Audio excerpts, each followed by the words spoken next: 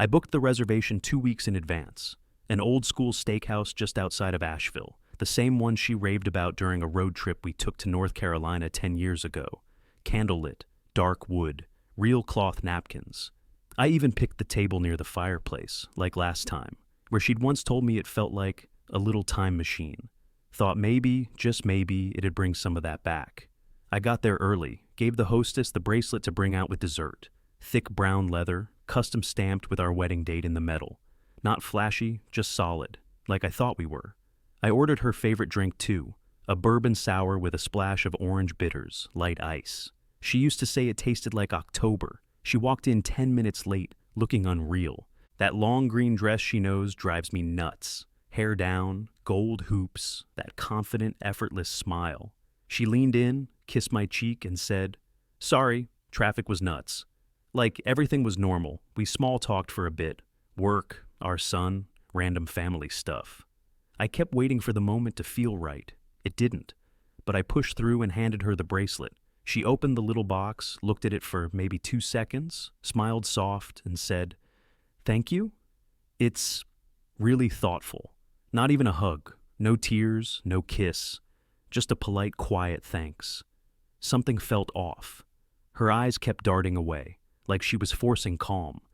I lifted my glass anyway and said, "To 12 years. She didn't lift hers. Instead, she leaned forward and said in the calmest, flattest voice I've ever heard, "I've been sleeping with someone else for 2 years. I'm leaving you." Just like that. No build-up, no apology, nothing. My stomach dropped so fast I actually thought I might throw up. But I didn't flinch, didn't blink. I just raised my glass higher, looked her dead in the eye, and said, "To your new life." She blinked like I'd slapped her. Probably expected yelling, maybe a scene. But I'd felt this train coming for a while, just didn't know when it had hit. Now I knew. Quick note, before listening, share which city or country you're watching from. She reached for her drink then, took a long sip, and sat back. That fake calm melted a little. Her hands were shaking. I picked up the menu and said, "So, what's good here these days?" She didn't answer, didn't have to. I already had my next move planned. She looked stunned I wasn't freaking out. Not even a raised voice. I just kept sipping my drink, calm as hell, watching her squirm across the table. "So," I said, still holding the glass, "does he make you happy?" She hesitated, just for a second, but it was enough. "It's complicated." "Of course it is." Before I could say anything else, the waiter walked over, smiling like he wasn't standing in the middle of a bomb site. "Here are your menus. Tonight's special is the ribeye with truffle." She cut him off with a polite hand wave and a smile that didn't reach her eyes. "We're good, thanks." I looked up at the guy and said, "Actually, I'll take dessert and coffee." "You still do that banana bourbon bread pudding?" He nodded. "Yes, sir." "Perfect. Black coffee, too." He left, probably confused as hell. I leaned back in my chair and watched her fidget with her napkin. "You know," I said, "you could have just told me the truth when it started. I might have still hated you, but at least I would have respected you." She didn't respond, just stared past me like the fireplace had better things to say. Dessert came quick. I ate half of it while she sat there silent, arms crossed like a kid getting scolded. The coffee was hot, bitter, perfect. I let it sit on my tongue while I watched her mind spin. She thought she had the power. She had no idea what was coming. I excused myself quietly. "Restroom," I said. She barely looked up. Outside, I didn't waste time. First call was to Tom. She finally said it out loud, I told him. 2 years. I want everything moving by morning. Tom didn't ask questions. "Copy that. I'll prep the divorce package and custody motion tonight." Next call was Wade. "It's time," I said. She confirmed it. "I want everything lined up. Photos, records, texts, all of it." He gave a low chuckle. "You'll have it in your inbox before sunrise." I hung up and stood there a second, watching the cars roll by on the wet pavement. My breath fogged in the air. Cold front must have rolled in. Back at the table, she was hunched over her phone, texting furiously. Probably him, probably feeding him some sob story about how I took it better than expected. I sat down and poured a little cream into my coffee. "So," I said, "how are you planning to tell Ethan?" Her hands froze mid-text. She looked up slow, eyes wide like she'd forgotten he existed. I I don't know yet, she said quietly. That was the first real crack. All night she'd been playing calm, detached, but now she looked unsure, weak, like a person who just jumped without checking where the ground was. You think he won't find out? I asked. You think you can walk out and just explain it away? Her mouth opened, then closed. No words. You think he'll understand why you've been lying to both of us for 2 years? Bringing this guy into our life behind his back. I wasn't. Don't, I snapped, sharper than I meant to. Don't insult me more by pretending you weren't dragging this guy around like some dirty secret. She flinched. That shut her up. I took another bite of the bread pudding, still warm. You really didn't think this through, did you? She looked like she might cry, but didn't. Just sat there, lips pressed into a tight line, staring at her empty glass. I wasn't going to console her, that part of me. Dead and buried. I'm going to pay the check, I said, and then you can go home to your new life. She blinked up at me. What are you going to tell Ethan when he asks why his mom blew up our family over some guy who's never even met him? No answer, exactly what I expected. I took another sip of coffee and let the bitterness sit on my tongue while she stared off like she didn't recognize the room anymore. Her fingers tapped the side of the glass, like she was waiting for the floor to swallow her whole. I just sat there, calm, watching her, pretending to enjoy dessert while running every piece of evidence Wade had gathered through my head like a movie reel. Hotel check-ins in Nashville, Charlotte, Atlanta. Different names, same guy, same pattern. Voice recordings of whispered phone calls from our backyard. Text screenshots where she swore she felt alive with him. She had no idea how much I already knew. I remembered the first night I asked her where she'd been so late. She laughed it off, told me not to be paranoid, said it was work stuff, deadlines, client dinners, flights she forgot to mention. I wanted to believe her. That's the worst part. I really tried to.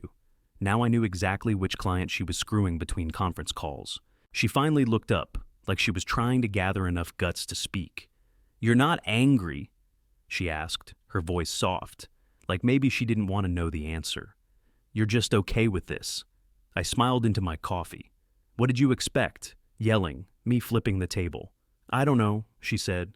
Something, anything. This is huge. I already went through all that, I said. Back when I realized what you were doing. I've already lived this a few times in my head. That hit. She swallowed hard, eyes flicking to mine, then down. You don't get to shock me now, I added. The waiter returned with the check, still polite, still clueless. I've got it, I said, reaching for the bill. She blinked. Really? After all this? Yeah, I said, tossing down my card. I'd hate for your new boyfriend to start footing the bill before the body's even cold. She scoffed, leaning back in the chair.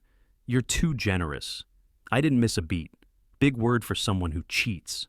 Her mouth snapped shut. The waiter took the check and vanished fast. The silence between us dragged. I didn't fill it. Let her sit in it. You think this is all on me? She finally said. I raised an eyebrow. You think it's not? She stared at me, but I could see her trying to build a defense. Like, maybe if she found the right words, she could flip the story, paint herself as confused, lost, whatever she needed to feel better. I leaned forward, elbows on the table. I've got every text, Liv, every voicemail, photos, times, dates, room numbers. You lied to me for 2 straight years while I made dinner, paid bills, took care of Ethan. And now you want to act like I'm the one being cold. She went pale. I didn't think you'd... No, you didn't think. That's the problem. She looked like she might argue, then just exhaled and stared down at her hands again. Let me guess, I said. You thought he was different. Thought you'd run off and life would magically fall into place. I didn't plan it like this, she muttered. I leaned back, done wasting my breath. Doesn't matter how you planned it. You made the mess. Now you get to live in it. She didn't say a word, just sat there like the walls were closing in. And I let them. She didn't say a word, just sat there like the walls were closing in. I glanced toward the front entrance, just in time to catch him walking in, right on schedule, navy button-up, khakis, leather laptop bag still slung over his shoulder, like he came straight from some overpriced co-working space, hair styled to look effortless. Smug face that said he thought he was the smartest guy in any room. Greg. He scanned the dining room and spotted her, He waved, all casual and happy, like this was some romantic surprise.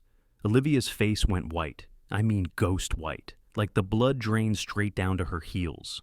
She froze, eyes darting between me and the entrance like she just realized she walked into a trap. She leaned in and whispered, barely audible, "What did you do?" I smiled, real calm. Thought I should meet the man who's been helping my wife ruin our marriage. Greg reached the table, still smiling like an idiot, then slowed when he saw me sitting across from her. His whole expression shifted. Smile faltered, eyes narrowed, gears turning fast. Hey," he said, glancing at Olivia. "What's going on?" "Sit," I said, motioning to the empty chair between us. He hesitated, then pulled the chair back and sat down, setting his phone on the table. "I thought you wanted to talk," he said to her. "She did," I said. "Well, she didn't, but I made it happen." Greg looked at her again. "Olivia, what is this?" She didn't answer, just stared down at her hands, trembling slightly. I leaned forward. "I know who you are. I know where you live, where you work, the hotels you visited. I've got audio, text logs, timestamps, and pictures." Greg turned back to me. "Okay, whoa. You didn't know she was married?" I asked. "Or did she sell you some half-assed story about being separated?" He blinked, confused. "She told me you two split over a year ago.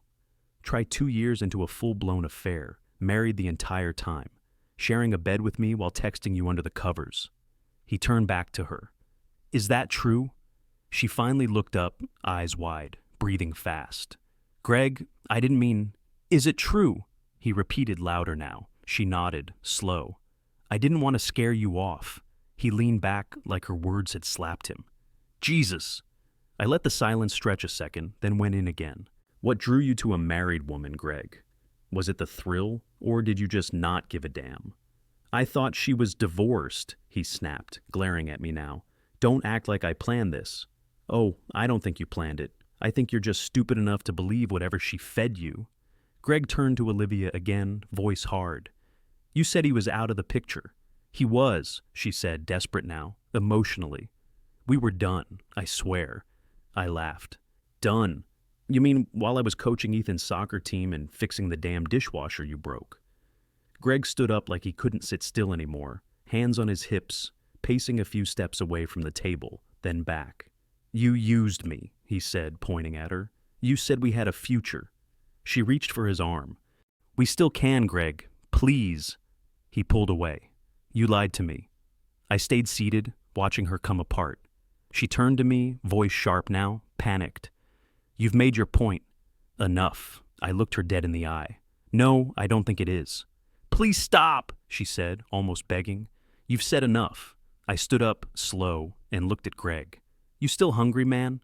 Want to grab a drink and talk about all the ways she's played both of us?" "Shut up!" Olivia shouted, loud enough that nearby tables turned to look. Greg stared at her, stunned. I didn't say another word. I just smiled, stepped back from the table, and gave her the same cold look she'd given me for months. She finally realized she wasn't in control anymore. Greg stood there stiff, arms crossed tight, trying to look composed but failing. His face had gone from red to pale and back again. He looked like he couldn't decide if he was more embarrassed, betrayed, or pissed. "How long?" he asked Olivia. "Just tell me.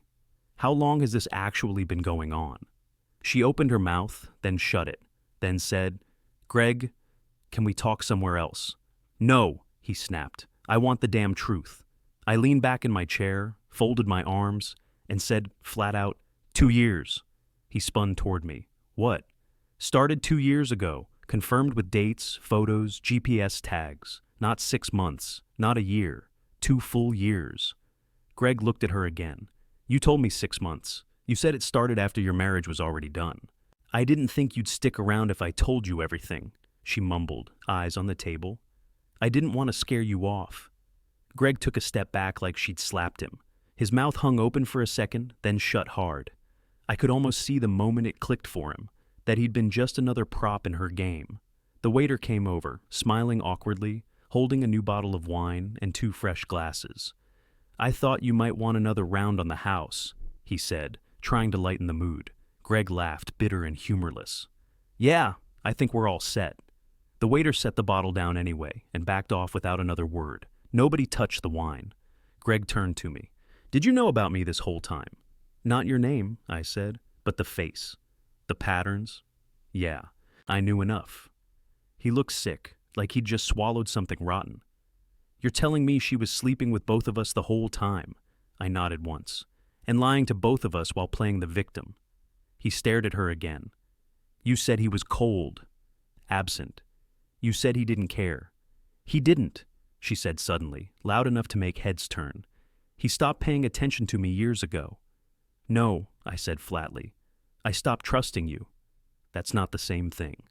Greg grabbed his phone off the table. "I'm done."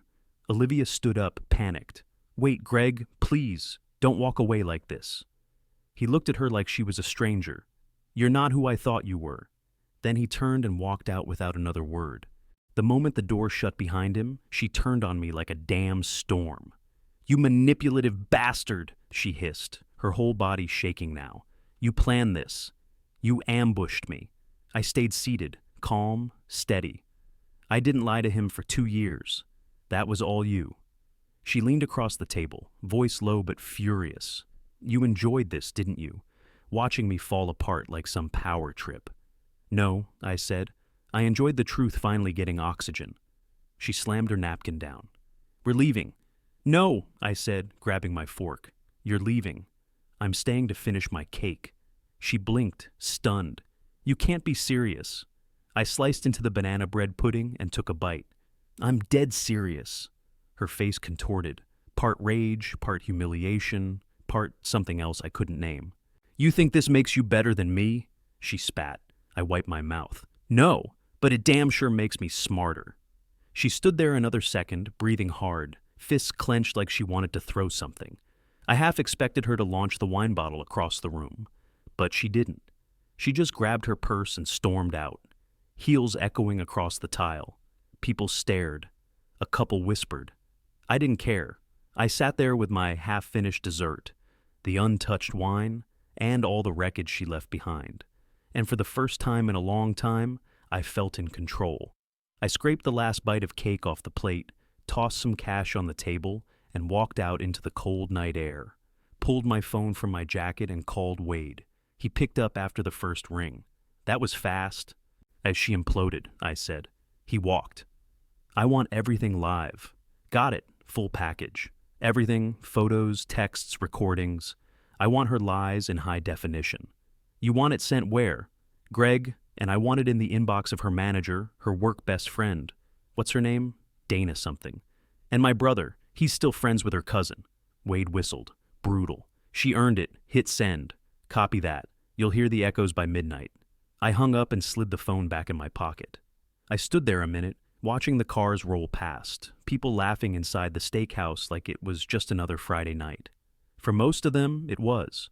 For Olivia, the ground had just started caving in. By the time I pulled into my driveway 20 minutes later, my phone was already blowing up. Missed calls, texts, group chats lighting up like fireworks. "Dude, did you see what's going around? Is this real? Tell me that's not Olivia." I didn't reply. I let the noise build. Half the people messaging me were mutuals, family friends, her coworkers. A few of them had the nerve to say, "I'm sure there's 2 sides." I didn't respond to them either. They'd seen enough. By 10:30, Olivia started calling. The first 3 I let ring. The 4th, I answered. "What did you do?" she screamed. "I opened the window," I said calmly. "You vindictive son of a bitch. How dare you?" "You lit the fire, Olivia.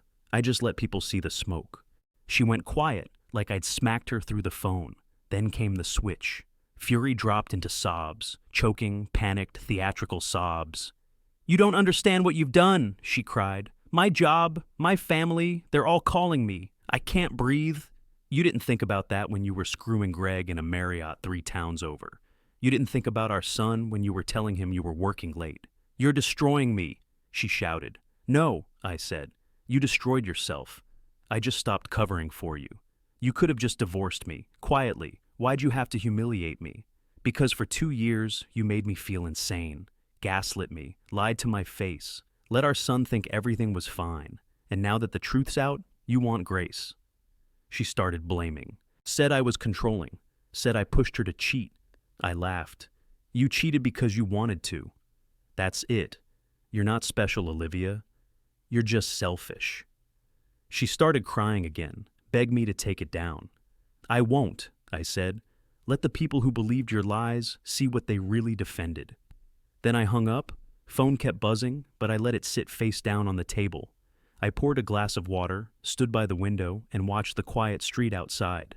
No drama here, just trees, porch lights, and the sound of someone else's life falling apart. I didn't sleep that night. Sat at the kitchen table until sunrise, coffee going cold, while I watched her meltdown ripple across my phone. At 8 sharp, I called Tom. Ready to file? He asked. Start the clock, I said. Full divorce. Primary custody. I want this over. I've already got the paperwork drawn up, he said. Given what we've got, this won't take long. He wasn't wrong. I had enough leverage to bury her in court.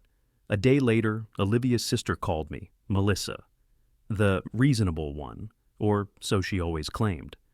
I just think it's all gotten out of control, she said. She's still Ethan's mother. Can't we— Melissa, stop, I cut in. You want to support your sister, fine, but don't call me asking for sympathy. I'm not— She cheated on me for 2 years, lied to me, lied to our son, and now she's spinning the victim card because she finally got caught. She went quiet. I'm telling you this so you understand where I stand, I said. Support her if you want, but don't enable her. Don't let her play martyr when she set the whole thing on fire. Melissa sighed. Okay, I get it. I hope so. By the end of the week, the court gave us a hearing date. Family court moved faster than I expected. Probably helped that Tom had everything buttoned up. Screenshots, call logs, surveillance. She didn't stand a chance. She tried, though. Showed up in court with this whole angle about emotional neglect, claiming she felt trapped, isolated, unloved. The judge looked at her, then at the documentation. He didn't buy it for a second. Custody went to me, full primary. Her visitation was limited. Every other weekend, supervised the first month. Ethan didn't say much when I told him, just nodded and went back to his game. But I could see it in his eyes. He understood more than he let on. Olivia didn't take it well. Her hands were shaking when the judge read the ruling. I didn't look at her. I just signed the papers and walked out. A few days later, I heard through the grapevine that her job had let her go. Word got around, probably from Dana or someone at the office who saw the files. Her manager had received Wade's packet directly. I didn't even have to follow up. I just watched it all play out. Corporate didn't want the drama. One day she was still trying to keep it together. The next, she was packing up her office. And Greg. He vanished for a bit, then popped up in the news. Some small tech firm in Raleigh. Turns out he'd been billing clients for projects that never launched. Whole fraud investigation blew up. Not because of me. I didn't lift a finger. That was just karma keeping score. Meanwhile, I kept my mouth shut. Didn't blast anything online. Didn't run around town trashing her name. I didn't have to. I focused on Ethan, made his lunches, got him to practice, sat with him during homework even when he said he didn't need help. Just stayed consistent, reliable, safe. He didn't ask questions about his mom. I didn't volunteer answers. One night, he sat down next to me during dinner and said, "Are we going to be okay?" I looked him in the eye. "Yeah, buddy. We already are." And I meant it. A month after the court ruling, I packed up the old house and moved into a smaller place on the edge of town. Quiet street, no HOA. Backyard big enough for Ethan to kick a ball around. It wasn't flashy, but it was clean and peaceful. And mine. I took some time off work to reset. Ethan needed me around, and truthfully, I needed the break just as much. He didn't say much about the divorce, but I could see it all over him. The quiet moments, the sudden mood swings. The way he sometimes stared at the door like he was expecting her to show up unannounced. Still, the kid was tough. Resilient. He asked a few hard questions, and I answered them straight. No sugarcoating. That seemed to help. Our neighbor on the left was a retired Marine who kept to himself. But the house on the right, that's where I met Claire. First time I noticed her, she was dragging her trash can to the curb with a toddler hanging off one hip and a wrench in the other hand. She nodded at me. I nodded back. That was it.